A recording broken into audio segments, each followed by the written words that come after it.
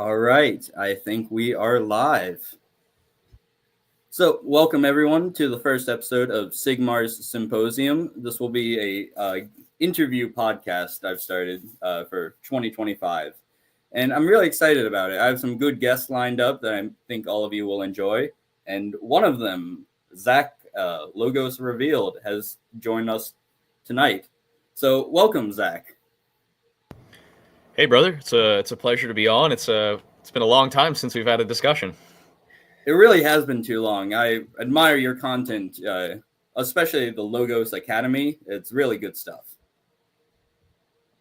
Thank you. Yeah, it's been quite a journey. I think I'm going on 2 years. I just hit my 2 year mark actually of doing my show, and I've done a lot of interviews. I've met quite a few interesting people, including yourself. It was quite a pleasure to have a nice chat with you on my show. Well, I really appreciate that. So you're one of the most erudite, I would say, members of our movement. So that's why I wanted to bring you on today to discuss political prospects for 2025. So before we get into that, though, would you like to introduce yourself to the audience? I'm sure you need no introduction, but if you want to introduce yourself, go ahead. Yeah, certainly. For those who aren't familiar, obviously I go by the handle Logos Revealed online. My name is Zach Kidd. I run a show, I guess you call it a program, whatever you want to call it. Typically 3 days a week, sometimes more, sometimes less. It fluctuates depending on what's going on behind the scenes. But I try to cover things in the topic of philosophy, culture. I go a lot, obviously, into the Jewish problem, which is a big component in the modern age of what we have going on in our societies. And I try to do my best to educate people on subjects that they're not necessarily going to get if they go to high school or college or even, some average YouTube videos. I guess you call it more esoteric knowledge. I try to go into that the best I can on my shows. And I do that on Odyssey and Rumble, as well as Twitter. You can find me at Logos Revealed on Odyssey, and it's Logos Revealed on the other two platforms, but there's just an I at the end of it. Yeah, that's a great assessment of your work, I would say. I highly recommend it, especially your Logos Academy series. And today we're going to be discussing political prospects for 2025. So I think it would be a good idea to start with America, since that's where we are. And the first question I really want to discuss with you is, what is the right or our movement's primary goal for 2025? Yeah, it's a really good question. To maybe go away from the term right, and as you adjusted and said our movement, I think our goal is actually to put pressure on the literal right, the right wing as we know it, the Republican Party, this conservative quote unquote. I really don't like the term because they haven't conserved anything ever. But this quote unquote conservative apparatus.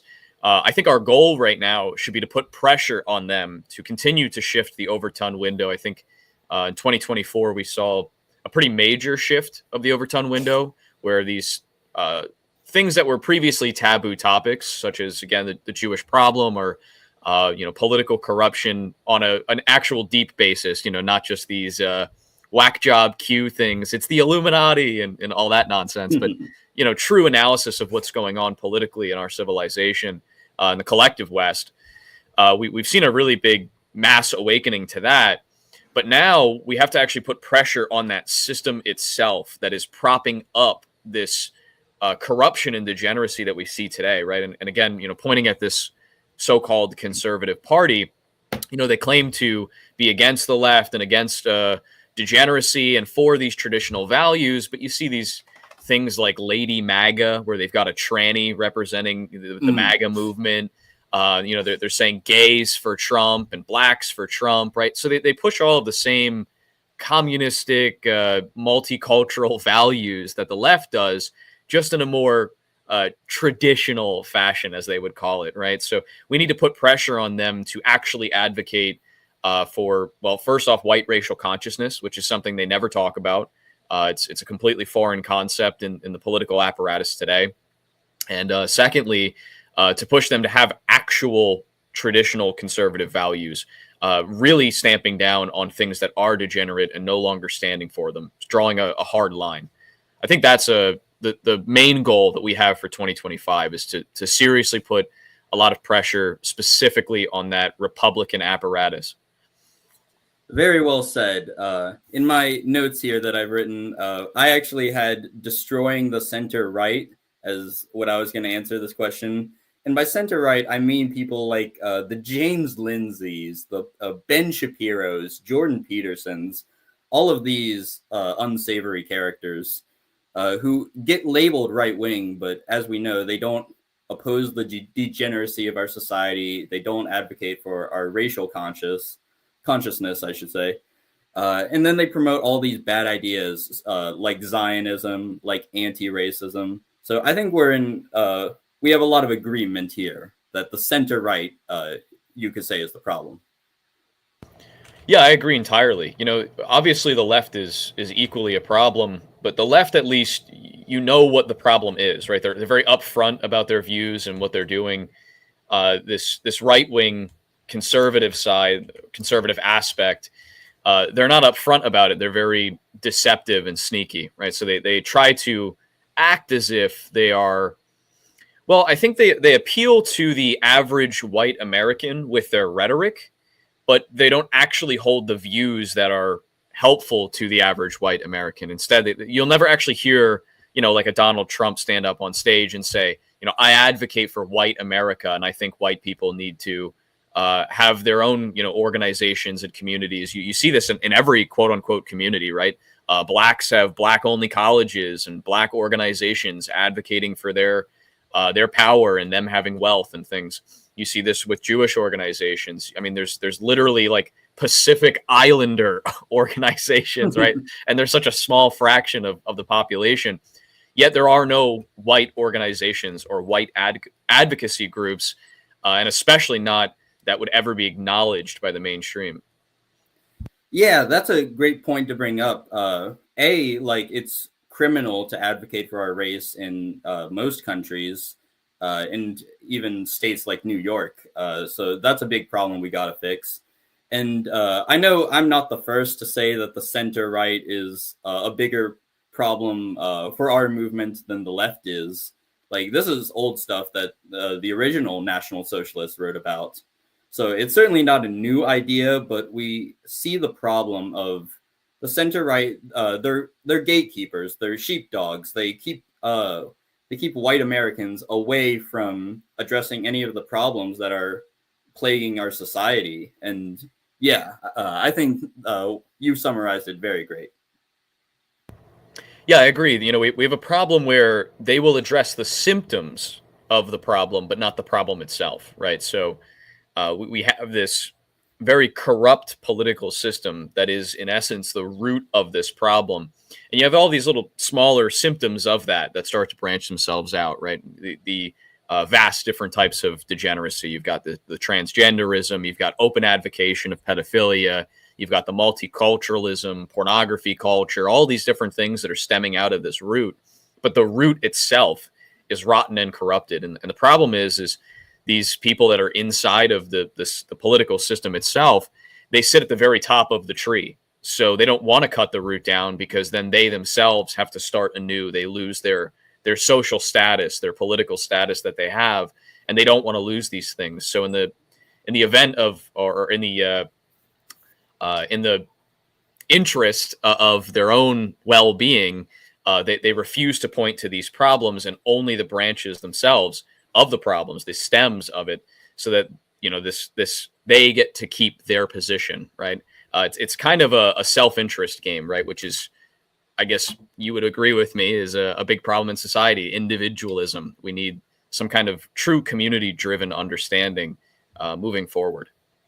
Absolutely, individualism is a problem because it prevents us from acting for the benefit of our people, for our race. If we are sorry, I can't speak tonight. If we're all individuals. So, but yeah, I think you're really touching on something, though, when you say self-interest, because if we look at figures like James Lindsay, like Jordan Peterson, and certainly like Ben Shapiro, can't stand him. They all live these very cushy lives. Shapiro obviously is advocating for his own group, but Peterson and Lindsay, they just want to maintain their position where they are in society. They have a lot of money. They get to go to these conferences. They get to network with the upper echelons of society, but they deliberately steer people away from fixing the problems in our society, like anti-whiteism, like this undying obedience to Israel. So yeah, it's a very grave problem, the center right. I guess that would segue us into the next question I wanted to ask you is, what does our movement have going for us, and how can we utilize what we have going for us to our advantage? Yeah, it's a good question. I'll preface actually by stating that, when we use the term movement, I think it's very important to be clear what we mean, right? Because this is a very broad Mm, term in the sense mm, of where we're at today. So when I use the term movement, I mean in the current moment, the mass consciousness, this movement of our awakening in a very certain direction, right? Towards racial consciousness, towards self-interest, and not on an individualistic scale, but as the whole for the collective. So that's what I mean when I use the term movement, because there is no party right now where we can say, hey, you want to join Zach and Sigmar and help us take back our country. There is no party you can just kind of sign up for and put your name down on the sheet, and here we go. Now we know what we're doing. So I think right now, what our movement does have going for us is we are again seeing that mass awakening. People are truly beginning to question what they're seeing in front of them. They're beginning to have a healthy distrust for the government, recognizing that they are not being advocated for and wishing to have such. So that's step one. Obviously, we've seen some bigger names in the mainstream come out in the most recent months. Dan Bilzerian's a good example. You got mm. Candace Owens. For what it's worth, I think her rhetoric still is not great. It definitely needs improvement. She, obviously can't advocate for us because she's not of us, right? She's not our people. So she has to advocate for, going against the Jewish problem on this kind of, Christian scale, right? Because she physically can't be a part of a racial apparatus.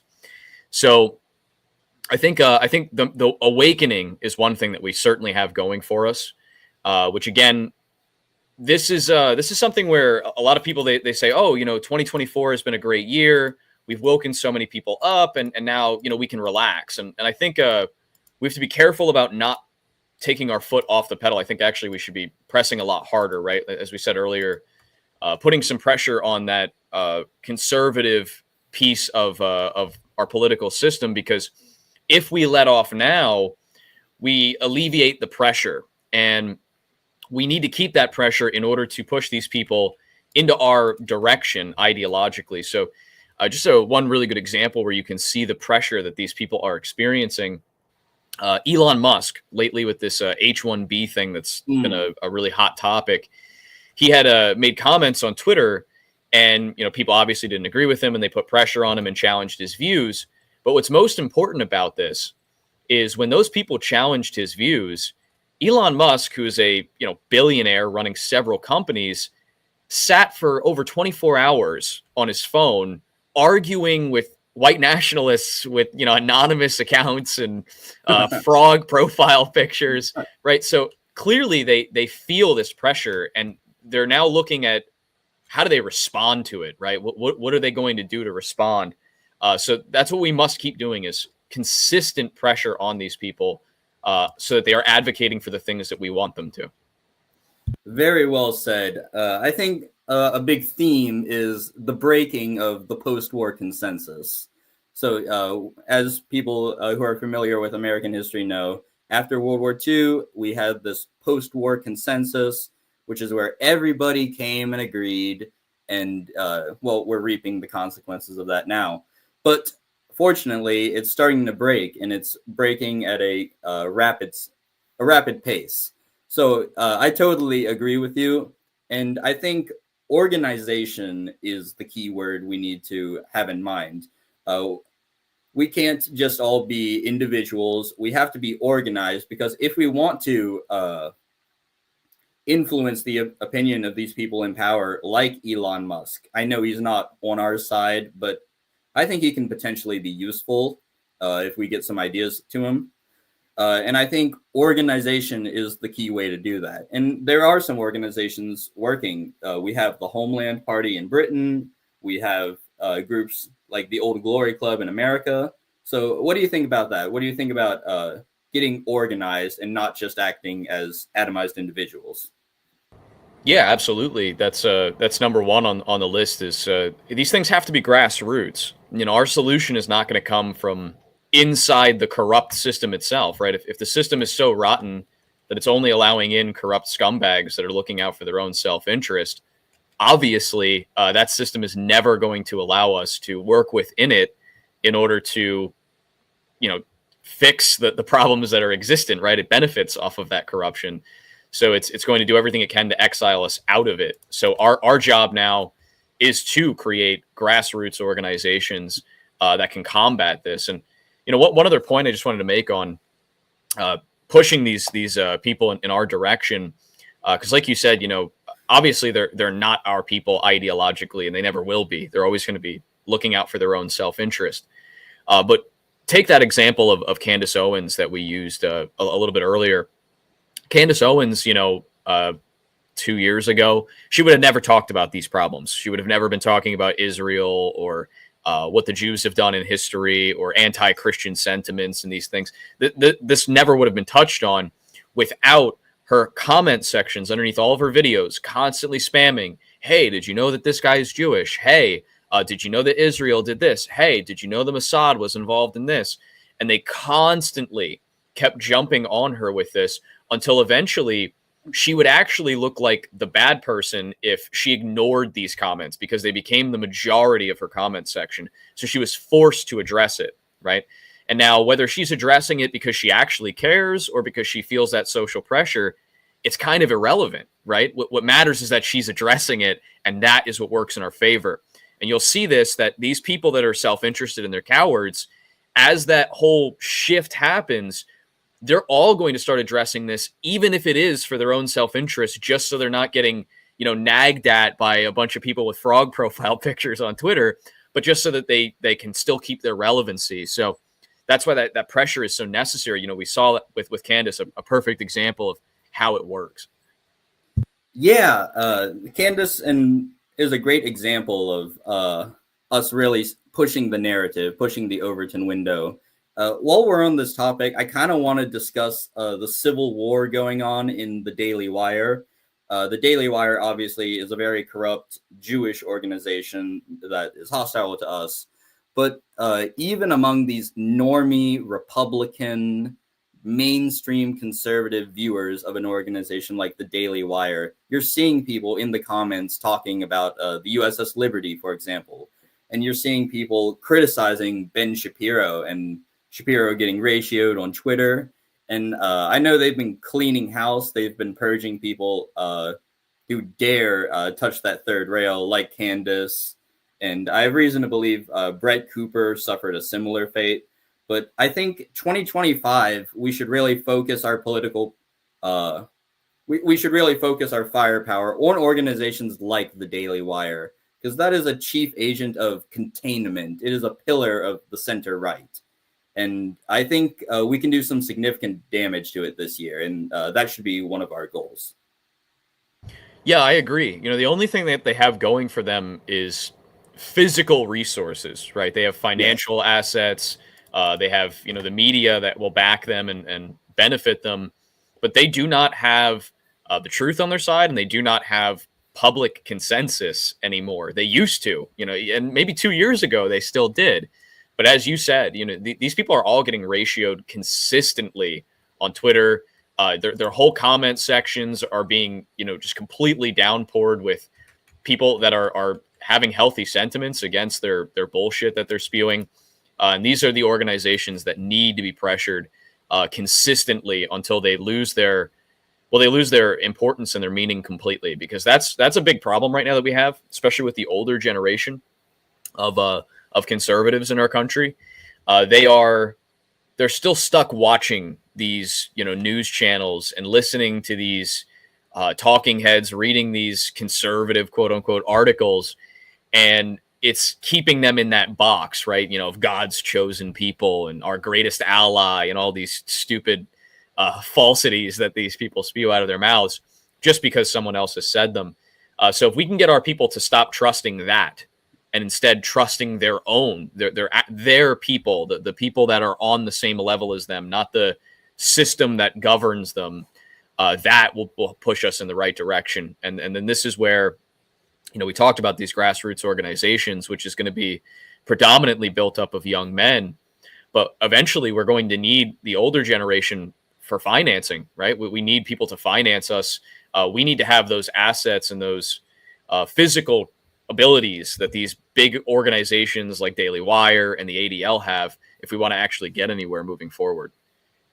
Absolutely. And I guess while we're on the topic of the boomer question, we can talk about MAGA for a bit.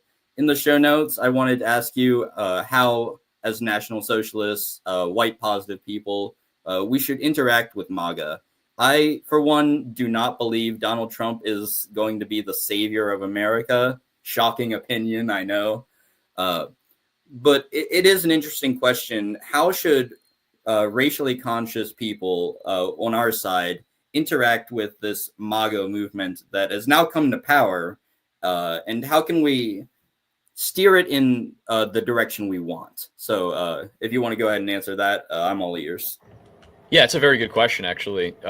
So I think for starters, one mistake that we should err away from is being extremely hostile to the MAGA movement, right? Because the thing is, a lot of people, and rightfully so, just to preface, a lot of people are rightfully angry at this movement and see it as a subversive entity that's working against our interests and gatekeeping us away from, again, true racial consciousness and actually advocating for our people. But we have to be very level-headed and disciplined here, because if we go as a direct hostile attack against these people, we're going to lose their base, right? Which is the mass conservative populace that we want on our side. So instead of being hostile, we should be judgmental more so, right? We should really be analyzing what they're doing, using propaganda to display some of the mistakes that the movement itself has made, some of the inconsistencies in what they advocate for, things like that, right? Like showing Lady MAGA, right? We should be having propaganda against things like this and say, look, like this is not actual advocation for us in any way, shape, or form. I am an actual conservative, true conservative. I want to conserve traditional values. And I don't believe that transgenderism is a traditional value. Therefore, I don't believe we should be parading transgenders around on a stage simply because they voted for the candidate that we prefer. That's insanity. And that's not true advocation of ideals. This is just, again, this is like football politics, right? People get in this right and left wing and they go, I'm the Republican Party and you're the Democrat Party, and I want my team to win. I want Trump won the election, so my team is winning. It's no different than the same 30-year-old men that when their shift is over, they're screaming on the couch with the beer in their hand because the Philadelphia Eagles beat the Broncos, right? It's the exact same thing, but in the form of politics, and that needs to change. We need real advocation. This isn't a sport. We're talking about our literal existence at this point. I'm in complete agreement with you there, and I think the H-1B visa issued just in the past few weeks really demonstrates this, because there's a clip on Twitter where it's Trump from 2016, where he's saying that H-1Bs shouldn't be allowed. And that we should cut them off, which is the correct take. And then right after that, there's a clip of him from earlier this month, I believe, maybe in December, where he's saying we need more H-1Bs. It's the American way to let people, high-skilled immigrants, come in because they make America better, all that bullshit.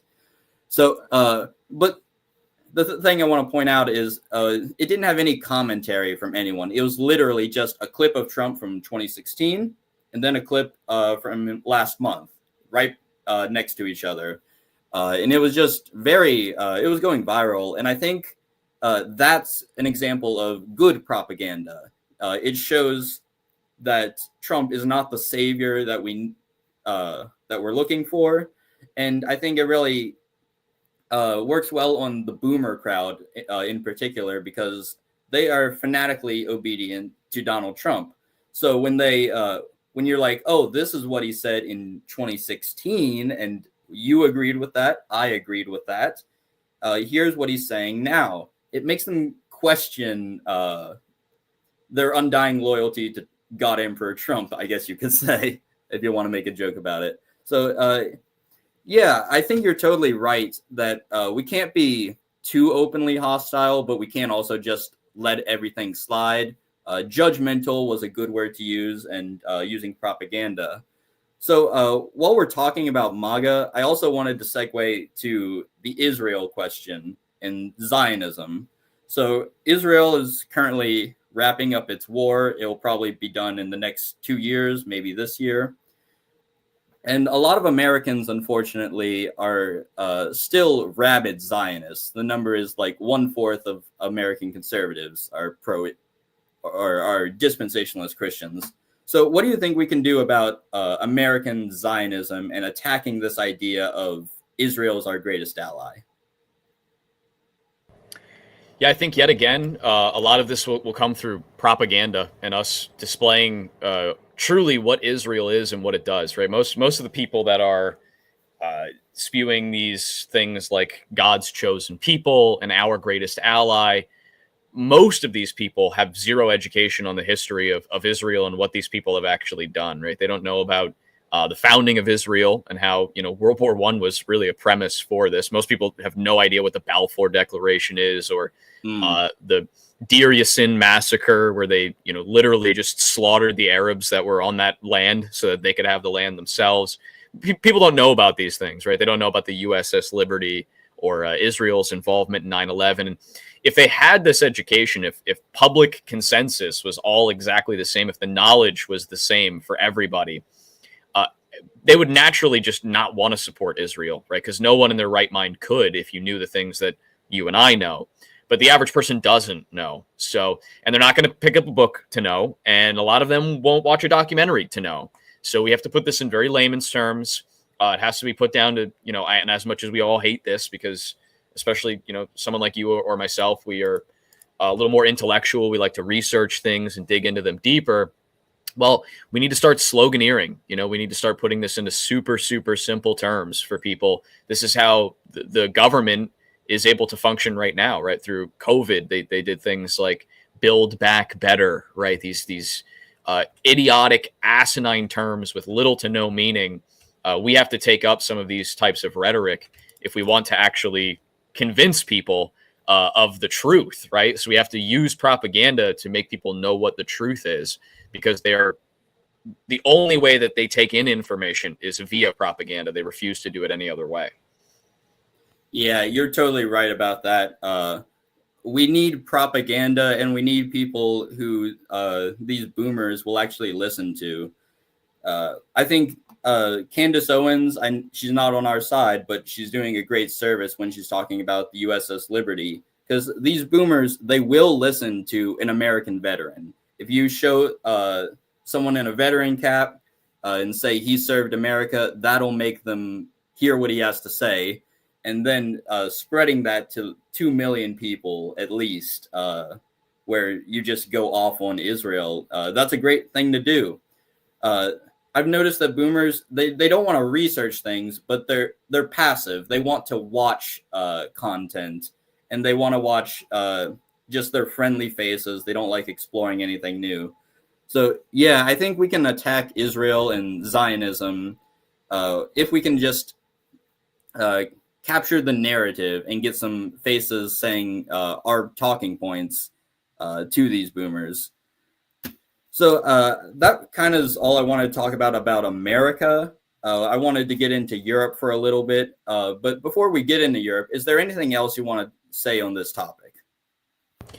Yeah, just to add, with this concept of the boomers kind of having a hard time researching things, wanting to have it spoon-fed to them. One big thing that's also problematic, you mentioned they'll listen to like a veteran or they'll listen to a black woman, right? Because they've been programmed that's a virtuous thing to do, is get your political views from a black woman to show that you're not hateful, right? Things like this. But one problem that we have, and this is another thing that we have to work on psychologically breaking out of our people, is that a lot of them, especially of that older generation, they have this very unique American individualism, right? The American dream. You've heard the term, pick yourself up by the bootstraps. You've heard terms like this. And this is one of the catalysts for the lack of ability for us to have true community, because someone like you or myself, who's a little bit younger, that generation, they will not listen to you because of their own ego. Their ego will not allow them to believe that somehow this, as they would see it, snot-nosed 27-year-old knows more than they do, right? That's, to them, it's like an insult on their intelligence, so they can't admit that they're wrong on a topic. But if a bigwig in a suit on Fox News says it, well, now they can, because he has high societal status, right? So they already know he's more educated than they are, and they're willing to secede their views to him. This is something that we have to break out of our people tremendously if we want to make progress, because it's a very big obstacle in our way at the moment. Yeah, I think you actually put it very well on one of your shows, where you brought it back to Plato in his allegory of the cave. So for those who weren't aware, these people were chained up in a cave. They were watching basically shadows on the wall, and they were thinking that's their reality. Someone comes in, tells them they're just shadows, there's a sun outside, and they eventually kill them. But they don't listen to him because they're so focused on just their imaginary world of the shadow puppets that you kind of have to play that game, even though it's cringe, even though it's stupid. You have to, that's how you'll get them out, because they won't listen to you if you just confront them with the truth and say, go outside and see the sun. So I think that dovetails our point nicely on the America section. And I did want to get into Europe because we have some interesting things going on in Europe at the moment. So the first question I actually had written for you is, do you think is in a worse position, Europe or America? Well, that's a really good question, and it's really hard to actually answer that question, because there's a lot of variables to each one. So I think there's an argument that when it comes to the racial problem, which is one of the biggest pieces to this, I think America's in a worse spot racially. We've had this problem for a long time. I think it's going to be a hell of a lot harder to wake up the average American to racial consciousness than it will be the average Irishman, right? Because we're a mixture of Euro mutts, and we've already been inculcated with this idea that being racist is the worst thing ever, and being American means anybody can be American, right? That's a big problem. Now, when it comes to the actual political abilities, right, to function in the system, I think Europe is in a worse position, right? They don't have these free speech laws. There's a lot of groups in Europe that are actually banned from running for office just because their views are quote unquote too radical, right? So I think it's actually hard to say which one is in a worse circumstance. I'm a believer that this revolution that needs to happen, first off, it has to be a global one. Yes. It's not saying we need globalism, but it's saying that we need a global consciousness of this problem. We saw with World War II, the biggest issue was Germany woke up to this problem and was able to stomp it out, but no one else woke up in step with them. And therefore we fought each other, right? Because only one was awake to the problem, not everybody. Indeed. So it does need to be a global awakening to this problem. But I'm a true believer that it will most likely spawn from America. I think America has the best means. We have the best, rural landmass where people can truly organize independently and physically, grassroots. We have the best resources to do these things. And additionally, we have the best political ability where, you can get most of the censorship that you experience today in America is social censorship, right? Not actual legal censorship where people are legally barring you from doing things. It's more of that social pressure or putting pressure on your finances or the social media companies cracking down on you. Less of it is actual legal persecution. It certainly exists, but it's certainly not as bad as it is in Europe, where you can literally get jailed just for saying, I don't know if it was 6 million, right? That's really bad. So I think it has to start in America, but it is hard to say who's actually in a worse spot. Yeah, I think you mentioned a good point about social censorship versus legal censorship, because obviously in Europe you have people like Sam Melia in England who was jailed and couldn't see his friends just for putting up stickers that said it's okay to be white. In Germany, you have people like Ursula Haverbeck, may she rest in peace, hero of our people. And in America, we don't have that same problem. America, due to our geography also, there's a lot more places you can go. Like you can go to the Ozarks with Arval and his community if you want to, but you can't really do that in a country like Ireland where it's just so small and they've imported so many people that the Irish are on track to be a minority before the end of the century, unfortunately. So I hate to say it, but I think Europe is in a worse position than America. But they also do have a stronger concept of the ethnos. And this is one point where I would say that they actually are doing better than America, is that in America, we think, or we don't think this, but the average person does. They think that everybody can just become an American. You step off the boat, you like the flag, you're an American. And it's really a flawed view because Americans, we're talking about heritage Americans, people who built the country, Anglo-Saxon, and then eventually later the Germans, the Irish, etc. So what do you think about that idea?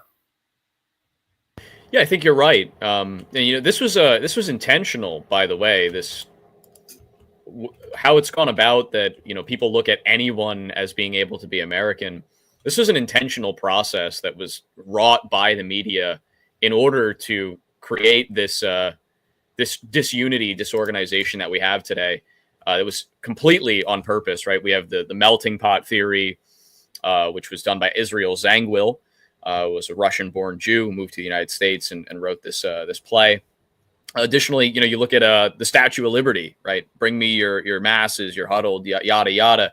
This was done by Emma Lazarus, right, and another Jew who was literally putting on this Statue of Liberty, which is supposed to be, kind of like the symbol of bringing people in that anybody can join. And this is a very big problem. I also want to point out: give me you're sick, you're tired, you're hungry, right?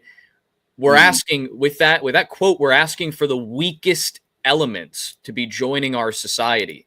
That is not what America was built on. America was built on the idea that we want strong individuals who are capable of building up the land, building a civilization. We don't want the weak and the hungry. This is a very Judeo-Christian-esque type of value Yes. of bringing in these weakest of assets underneath our umbrella of tolerance and acceptance.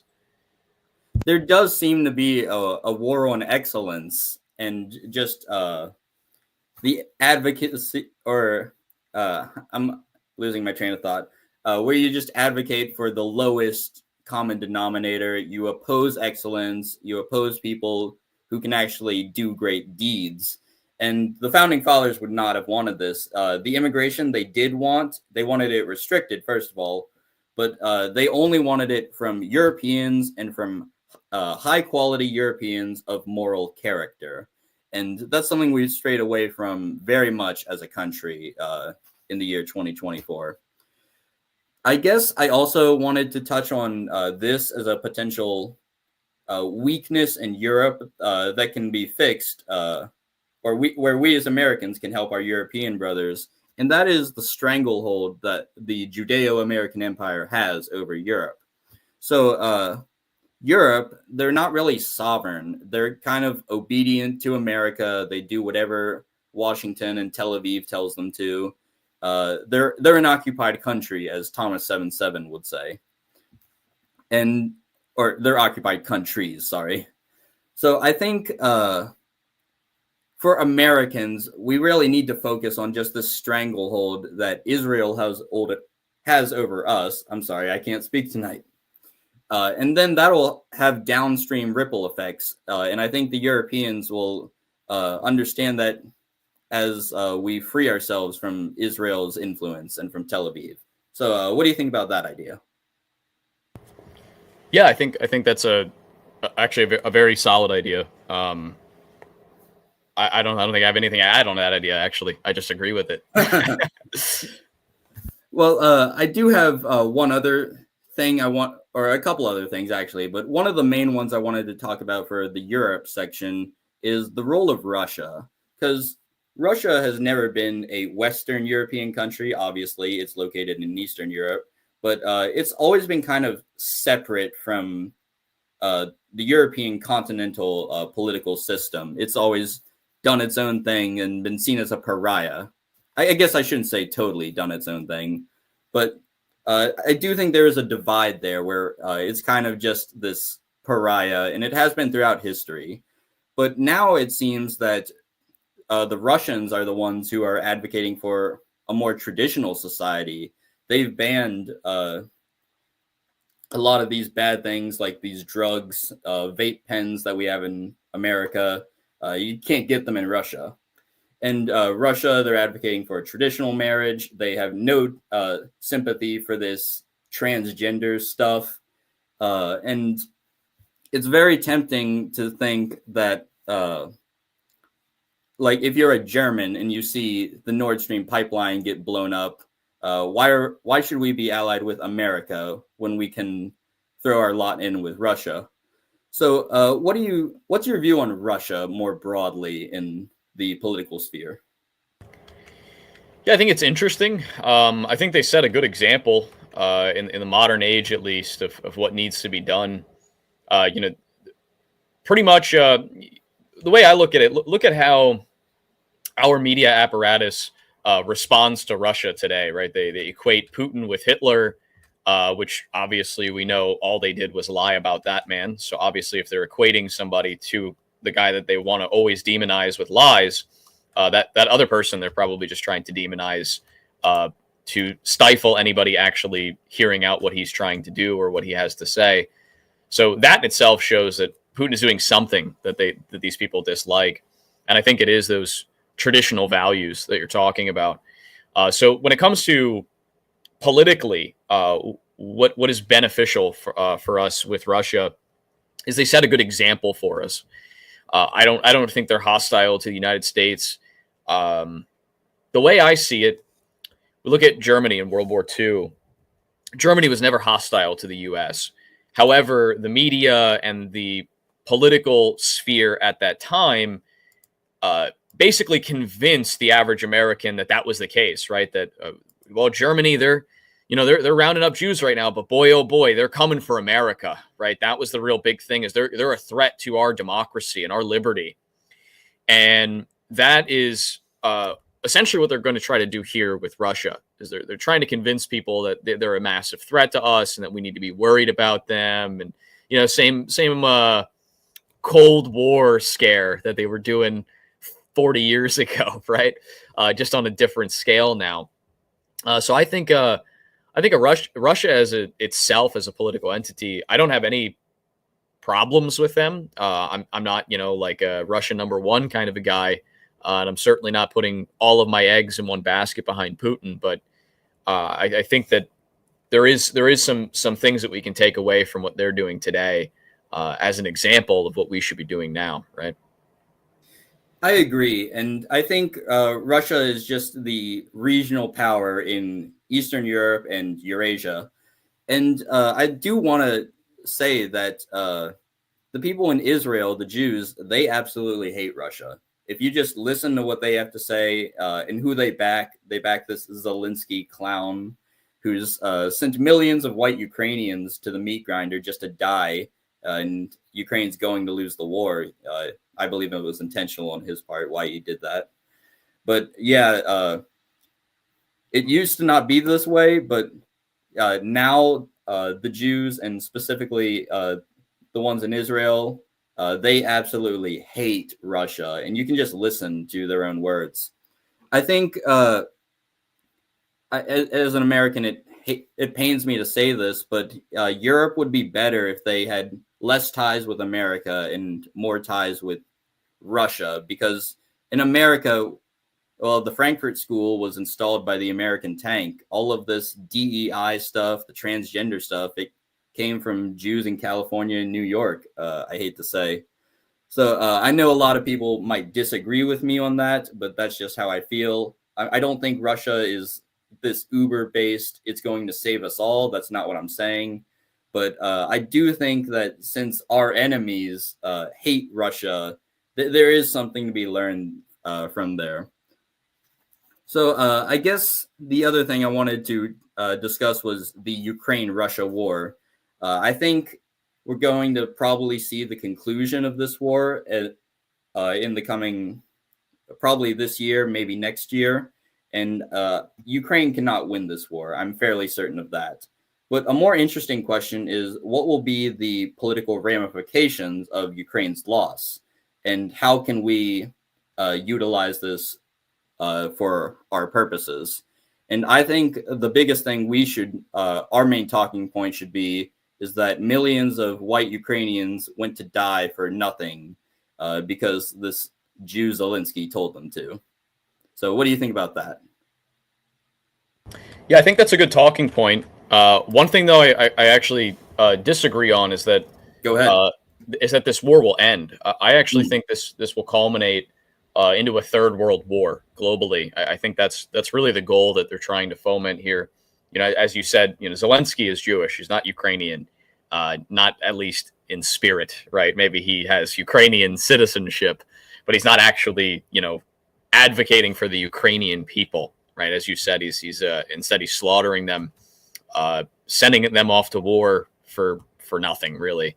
But I think we have to look at what the Jewish global interest plan is, right? Obviously, we know that there is this desire for world dominion. We know about this idea of the third temple, right, and having that erected. We know that. Well, look at every world war that's occurred, right? The two main world wars. Who benefited from each of these, right? World War One ended. The biggest prize of World War One, the best achievement that anybody gained from World War One. America didn't gain any land. We didn't gain soil. We didn't gain resources. We had a Great Depression, right? But they got their Balfour Declaration, right? The Jews got their claim to Palestine, which is what they've always wanted. Then World War II ends, and who wins, right? America didn't gain anything from this. Every Western country has completely declined since the culmination of World War II. So therefore, yet again, you can see the only people that benefited were Jews in Israel, right? These people are now a financial, just the amount of money that they have over the rest of civilization in comparison per capita is absolutely absurd. It's incomparable to any other group of people. The amount of power that they have in every civilization that you can name. All of these Western countries, you know, look at our cabinet in our you know government today. Look at the president of Mexico. You know, they got Zionists down in Argentina. They got everywhere you look, right? These people have control over the political body in all these countries. And they're not going to stop at that. So what they want in order to get their third temple and to get everything else completed, they're going to need another third world war. They're going to need another war as a premise so that they can get yet again another prize and everybody else suffers. And it's going to be a really big calling of our people. So it's one thing we need to avoid at all costs. We need to get power fast before they turn it into this, because if they do, before we gain power, it's going to get very bad for our demographics. I genuinely believe that we could be talking near extinction numbers if we don't work quickly. That's a very interesting thought. Yes, another world war would be absolutely awful for our people. We already have so few of us now after the last two and then the last 60 years. On that rather grim note, I did have another question I wanted to talk about in the final 10, 11 minutes of the podcast, which is, are there any causes for hope, and how can we resist being black-pilled? Because it is important for us to not be black-pilled. We have to avoid despair, and we have to be motivated. So do you have any advice for people who may just be feeling hopeless from the H-1B stuff and from all of the awful stuff going on in our world? Yeah, certainly. I love this question because I think it's a very important one. You know, a lot of people, they first wake up to these things and they become very depressed, very down, in a bad state of mind, realizing, you know, we've been lied to our entire lives and things are not what they seem. You know, to touch back where we were before, just very quickly, you know, you mentioned our demographics are extremely low and there's not very many of us left. What's even more important is there are not many of us of high quality left, right? If we had all of our people that exist today, every single collective white Aryan person that existed today was of high value and high quality, our numbers would kind of be irrelevant, right? Because we would be able to take control of our civilizations. But you know, all you have to do is take a 10-minute walk in your average Walmart to see that the quality of our people has drastically declined in a way that is almost unimaginable. So if we want to get somewhere, what's very important to bring up the spirit of our people is we absolutely must start working on higher quality people. We have to start changing our behaviors, working from within, right? One of my favorite quotes I heard somebody say was, if you want to clean the Jew out of your country, first you have to clean the Jew out of yourself. And that's a really, really big quote that's very important. Is a lot of people are still living with that degenerated Jewish spirit, and they're not living correctly, right? What's best for them. So as a word of wisdom to help others that are maybe experiencing a black-pilled mindset or a lack of motivation at the current time, you know, this comes down to one of two things, right? And this isn't a black-pilled take. This is realistic. This is reality, right? This is very stern. This is an ultimatum that we have right now, and that's you can either be black-pilled about it and whine on the couch and sulk about it and be upset, and then we certainly lose and we go extinct indefinitely, and you are a part of that problem and the cause of that. Or you recognize that if we don't win this, we are going extinct. So you have nothing to lose but to fight for, right? So we have two worlds that exist here. Either we win and we get to have control over our civilizations again, and we go back to these wonderful things like ancient Rome, National Socialist Germany, all of these magnificent civilizations that we've created with these incredible philosophies, wonderful architecture and art, or we lose and we go extinct, and then I guess it doesn't matter, right? So if we're going to go extinct, we'd actually prefer that, right? We'd prefer to go extinct rather than to lose and allow these degenerated scumbags rule over top of us, right? Does anybody want to be controlled by a Jewish world order where we're constantly oppressed and taxed to death and we're just wage slaves? Obviously, it would be better if we just fight till the end and either win or go extinct. I think those are the two extreme choices that we have here. But I don't think that's a black pilling thing at all. I think it's a very positive thing because, as a great man once said, everything in this world is won through struggle. Nothing easy. Nothing is easy. Every good thing comes through struggle, and that's what we're in right now. We are in an eternal struggle, and it's our choice if we win or not. Yeah, that's a very good point. A certain book about a person's struggle I would recommend. I guess I would also tie this back to Friedrich Nietzsche, because I think when you're talking about just seeing the decline in quality of our people in Walmarts, for example, these are not the Ubermensch that Nietzsche wrote about in his various books. So I think while we're not individualists, we can work to better our individual selves, and then that'll help our race. It'll have downstream ripple effects as we inspire others, it's kind of like when you go to the gym with a friend, for example. You're both working on your own muscles, but you push each other to lift stronger, do more reps. Kind of like the idea of the manor boon, for example, if you want to look back in Aryan history. So I think you're very right to point that out. And we have to not be black-pilled, because if we are black-pilled, the morale of the troops matters. We need to give people hope. And I don't think things are hopeless for what that is worth. I think that time is cyclical. We're currently living in the Kali Yuga, as Julius Evola would say. But after the Kali Yuga ends, there will be a new golden age. I'm very big on cyclical time. And I think no one wants to be in this position where we're living in the age of degeneracy, but we are, and it falls to us to create the better time. We have to be the strong men who make good times, to quote the meme. So that's all I wanted to say on that topic. I think we can resist the black pill, and we should look towards each other and inspire each other to be better. So that's all my questions, Zach. I wanted to thank you for coming on, but I wanted to give you a chance. Are there any lingering thoughts or any other topics that you want to bring up?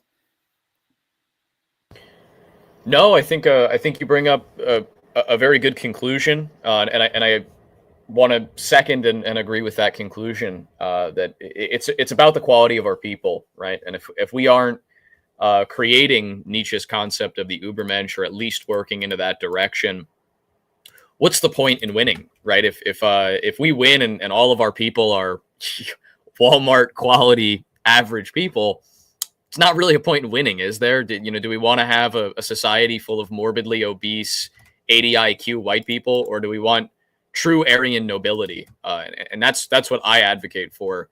And I think you hammered that home really well with your conclusion. That is absolutely what we need in order to move forward and have the true healthy civilization that we want. It's not just about us having power; it's about having the right people through power. Well, absolutely, Zach. And as everyone knows, Aryan doesn't just refer to someone with blonde hair, blue eyes. It comes from the word meaning noble. So we have to be of noble character. If we're not noble, then we mean nothing. So yeah, I totally agree with everything you said. Are there anything you would like to shill, for example, while we're on the conclusion portion of this video?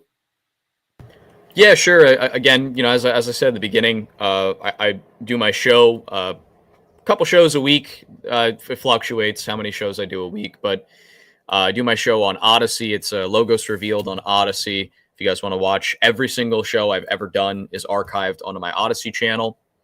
And if you want to get connected with me, Twitter is a really good avenue for that. I've been growing on Twitter very fast. I think I'm almost at 19,000 followers now. I've only been on there for about a year. So you guys can contact me on Twitter. It's a Logos Revealed I. Again, Logos Revealed was taken, so I have the stupid I on the end of it. But I want to say thank you, brother, for having me on. This was a nice discussion, and I'm very happy. I'm honored to be the first guest on your podcast, and I wish you the best moving forward with new guests. Well, thank you. It means a lot that you came on, because when I was a smaller channel earlier this year, I don't forget the people who helped me grow. You were one of the first.